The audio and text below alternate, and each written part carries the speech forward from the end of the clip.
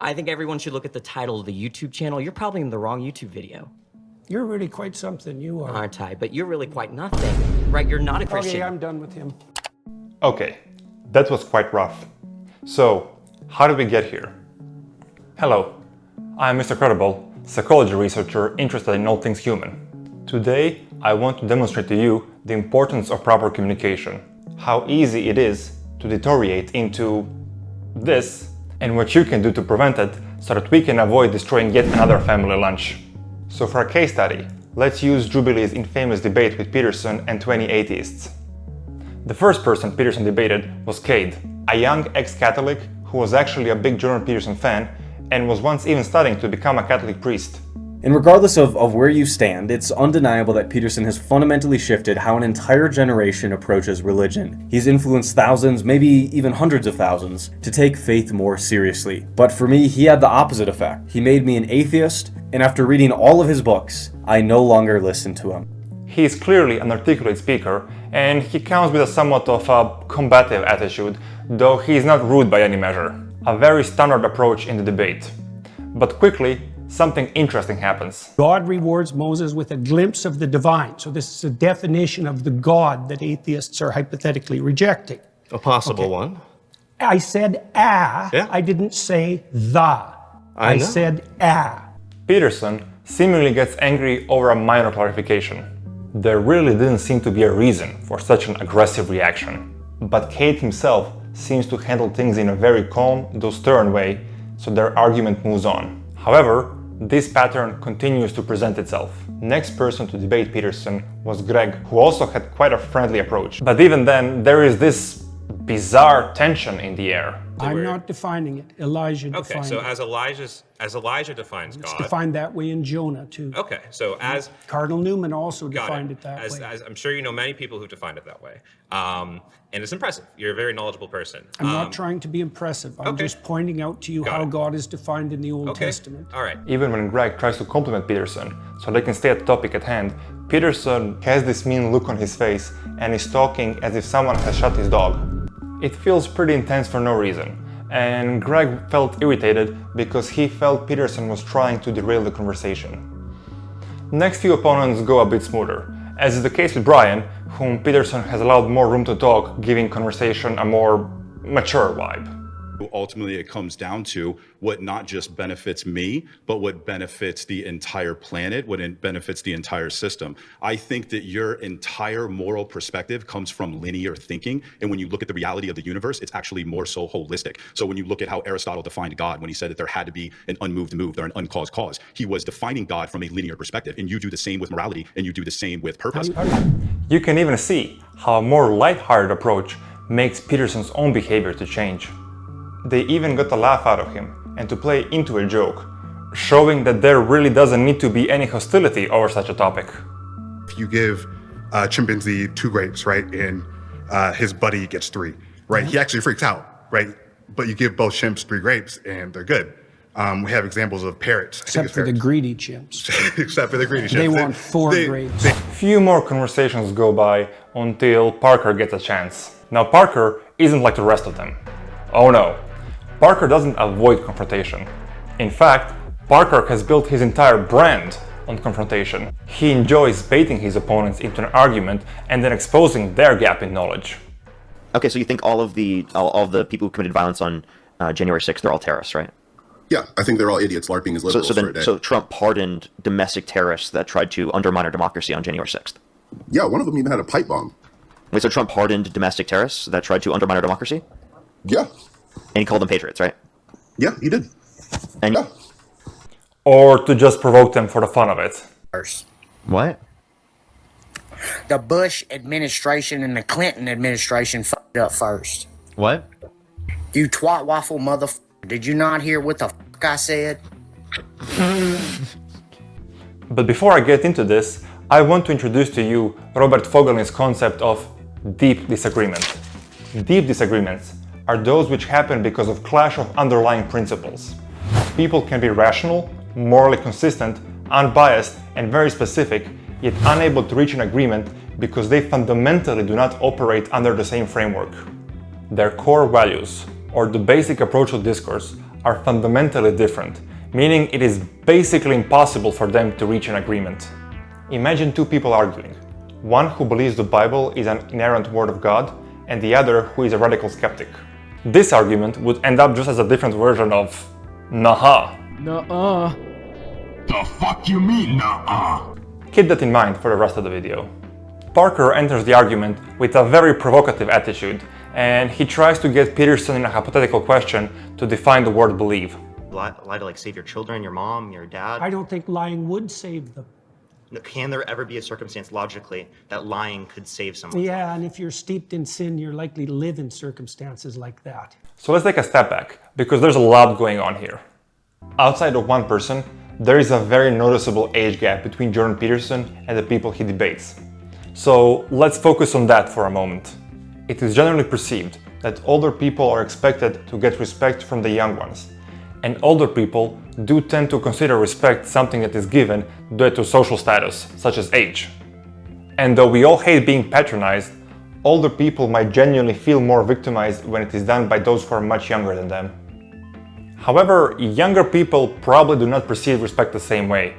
They are more likely to believe that respect is something that should be earned rather than given simply because of one's age. Peterson is probably especially frustrated here because many of these young people he's debating with come with a very provocative attitude or rhetoric.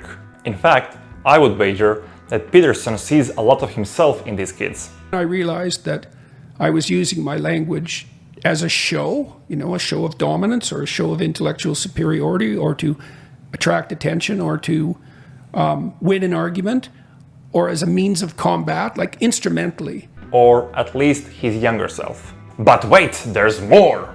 Although Peterson doesn't like labels, his personal philosophy and politics have clearly been conservative in the last several years. I think the ship of not being considered a conservative has clearly sailed once you start working with Daily Wire. On the other hand, most people he is debating are liberal, and the way conservatives and liberals perceive authority also differs. Those who have conservative beliefs are generally more likely to value authority and respect, while liberals tend to prioritize care and fairness. You know how us Democrats like a shortcut, like government spending to prop up the economy. Nothing more we love than those federal programs. And this might include how we treat elders. If liberals are more likely to violate social norms, they are more likely to be disrespectful to an older person if they feel they deserve it. None of this is communicated. We are social creatures and intuitively learn how to engage with other humans, as well as how to read the same signals. But that's also where miscommunication happens, especially if people have different values. Or worships, as Peterson says. Yeah. How do you define worship? Prioritize. Prioritize. So almost like having a preference over something rather than the other. It's a hierarchy of preferences. Yeah. And you use it to direct your attention. Right. So whatever you're attending to, you're worshiping. Now, pay attention what happens when two people with divergent value system and fundamentally different way of expressing themselves try to argue without properly defining the terms. It's just a basic hypothetical. Like I could ask you. It's just a basic hypothetical where you put Jews' lives at stake in Nazi Germany. That's just a basic hypothetical. Obviously, you would lie in that scenario to save their life. You know, I'm slowly realizing this entire channel is just a constant example of Godwin's law. Peterson feels offended at a hypothetical question about the Jews in Nazi Germany. I personally think this is kind of weird coming from a professor who used to teach psychology at Harvard University. In psychology and philosophy, hypothetical moral questions are often given so that people may rationally examine their beliefs and strengthen their logical arguments for what they feel is right. When I was a young student, full of hopes and dreams, I had to participate in many experiments to get credits for university. One of those included several stages of different types of questions, with one of the moral questions putting me in the circumstance where the baby and I would both certainly die, and asking me how likely I would be to end the baby's life to at least save myself. Very chilling stuff, but also kinda expected when it comes to this type of research.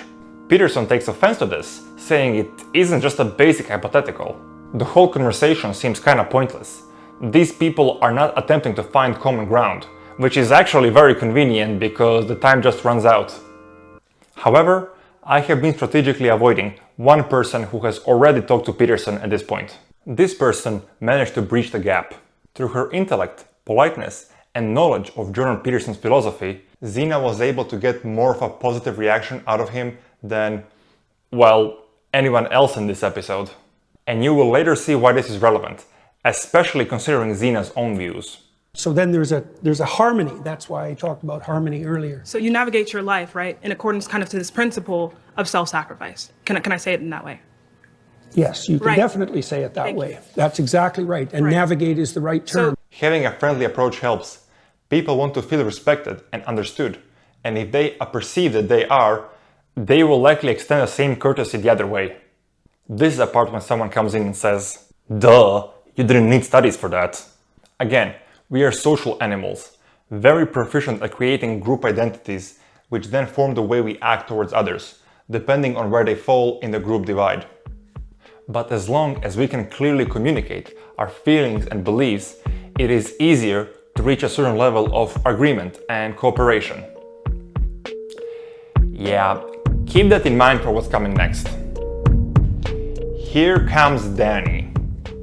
Why are you asking me that? Because you're a Christian.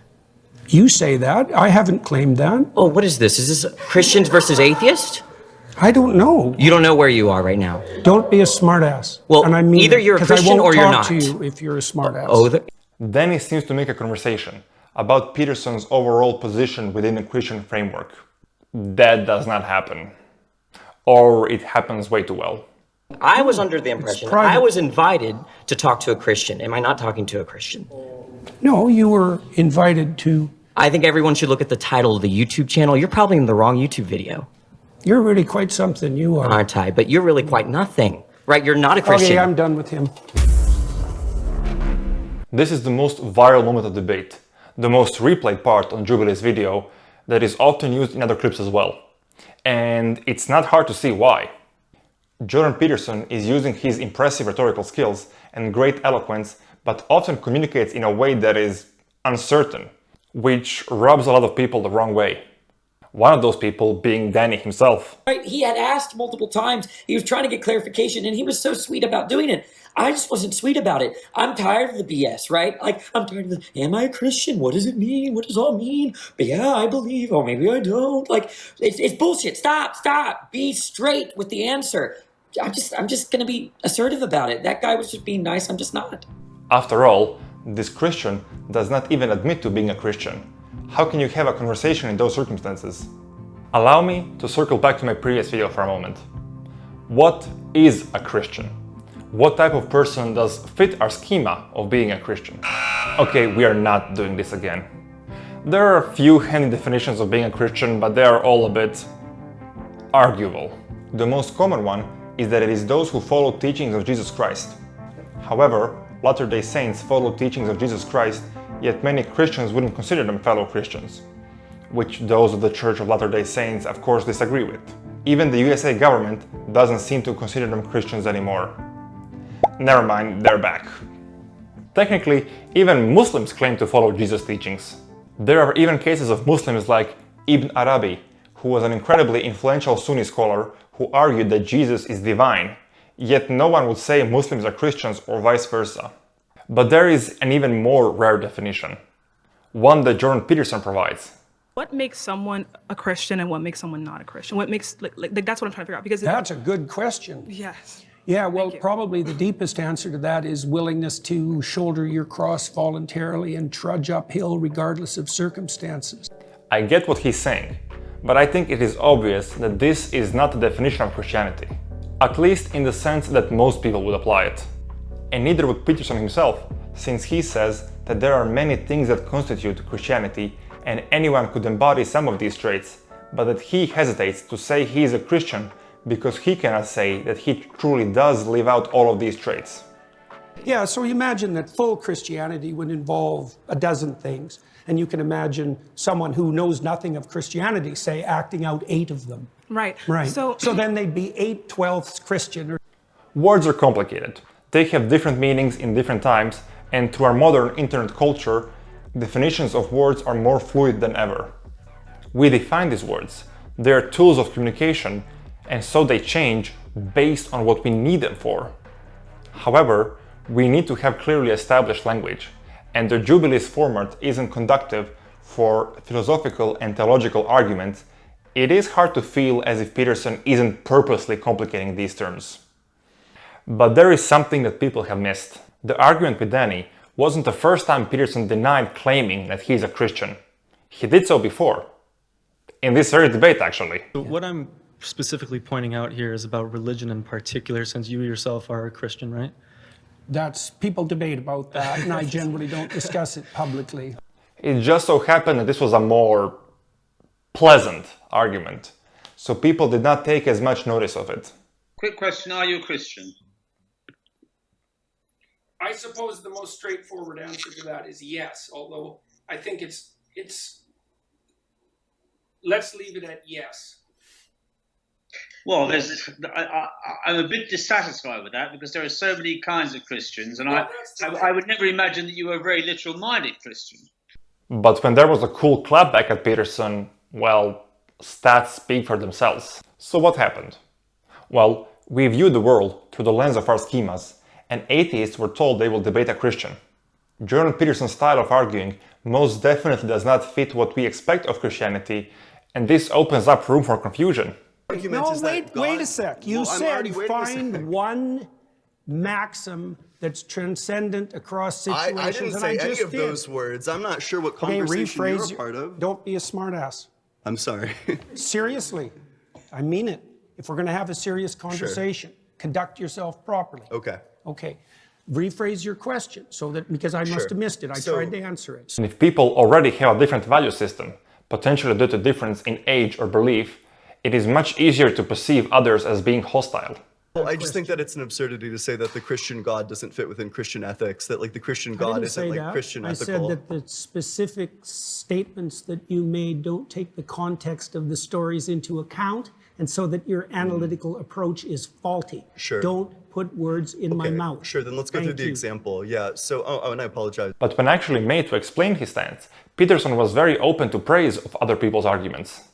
Yeah, so if I'm living those values, how is it that I'm living the Christian values and maybe not the Egyptian values or something else? Well, You've been voted out by that was good. That was good. Yeah.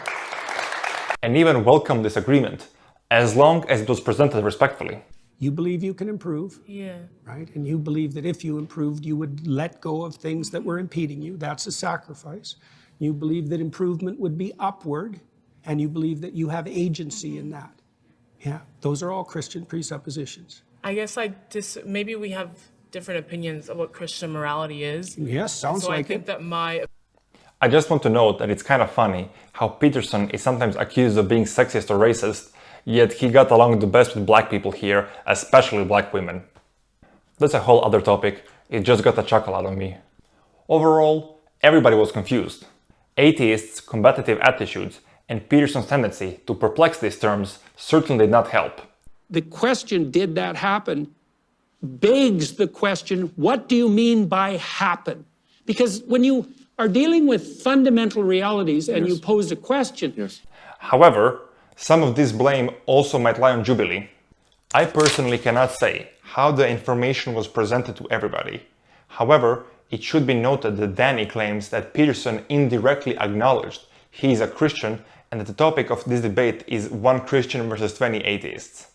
But before production, they announced, once again, the production title as being one Christian versus 20 atheists. Jordan Peterson actually responded and actually, I think, giggled and said, well, some people don't consider me to be a Christian. He embraced the label before the filming, right? It certainly does not help that Jubilee changed the name of their video 4 hours after the release.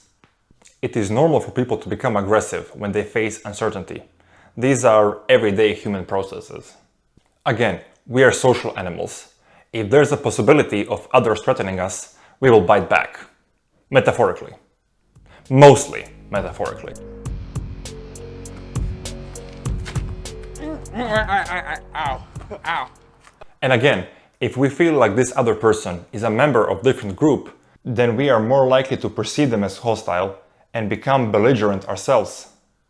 You see how this might turn a potentially productive argument into your dysfunctional family's average Christmas lunch. I am not sure what actually Jordan Peterson was thinking. He seemed legitimately confused when being told everyone expected they would debate a Christian. And on George Yanko podcast, when, well, George Yanko attacked kids for their rudeness, Peterson actually stood up for them.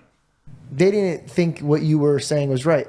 The disrespect that they were bringing to the table was just like so surprising for me. Like, I don't understand. Well, I'm actually going to speak a little bit in their favor for a minute. No. Well, because as it turned out, as I understand, the people who were arguing with me were told a different story than I was told. Oh. I was told that it was Jordan Peterson against 20 atheists. They were told that it was a Christian against 20 atheists. And so that first young man, who was very disrespectful, he said something about me being a Christian. And I said, I didn't make a claim to be a Christian. And he said, well, what do you mean? This is a Christian against 20 atheists. You don't even know where you are. And I thought, what the hell? I don't know. I don't understand that. That wasn't my understanding. George Yanko is a Christian podcast, and yet Peterson, behind those kids' back, defended them against potentially fellow Christian. And as I said, I think this is because Peterson sees himself in those kids. He mentioned how when he was younger, he would use words to gain recognition and dominate others verbally. And this was the most common critique Peterson had for those kids, that they were playing games with him, that they are being smartasses. At the end, Peterson had to choose one person to debate 1 versus 1. And who did he choose? Zena, the one who was most polite and had the most understanding. I picked Zena because I think she asked genuine questions and wasn't trying to win. However, Zena has a dirty little secret. She is very well acquainted with Peterson's beliefs, and she has specifically used friendly tone and charitable interpretation to get Peterson into a position where she can challenge his points fully.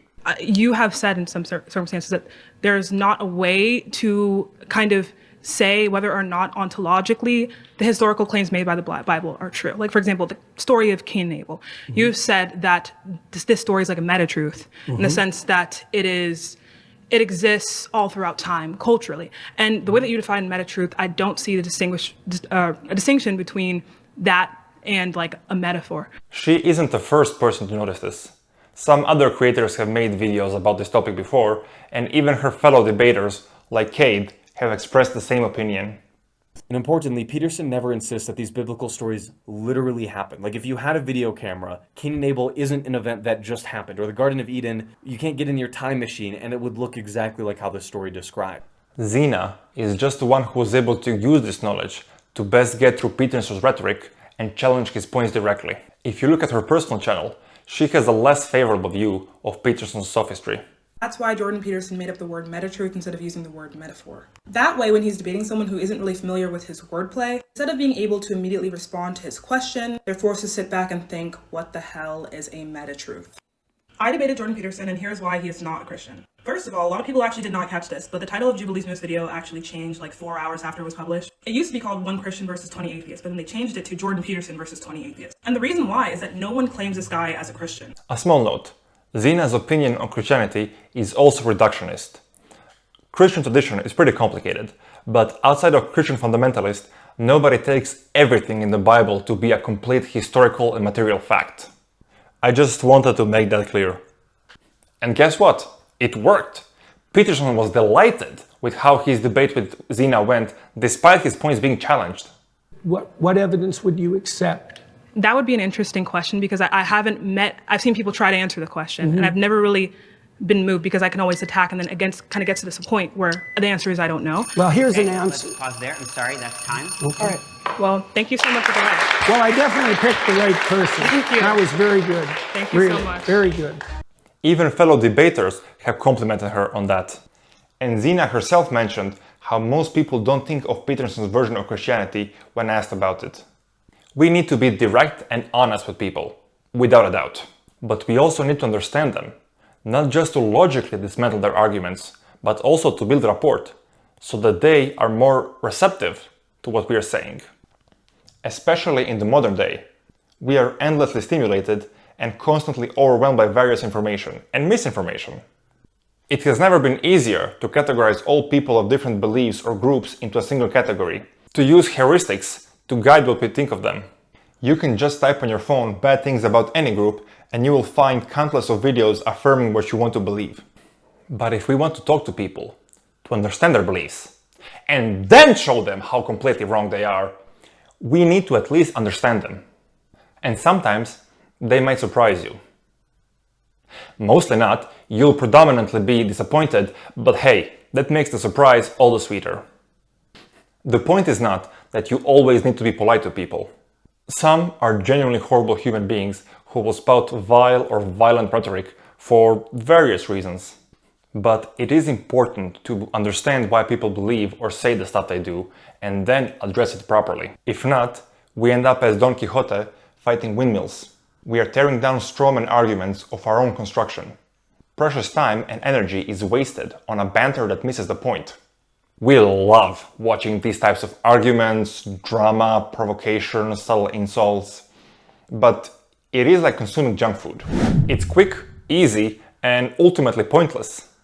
Actually analyzing things rationally can be quite tedious. So tedious that philosophers and scientists have spent millennia arguing how it should be done. And now I'm about to give you a very brief overview of how that was done. How did we learn how to think? What is philosophy of science? From streets of ancient Greece to laboratories in the USA, humans have always searched for a new way forward. Through trial and error, we have always tried to learn how the world works. We have always tried to gain more knowledge, to know how to do and how to be better.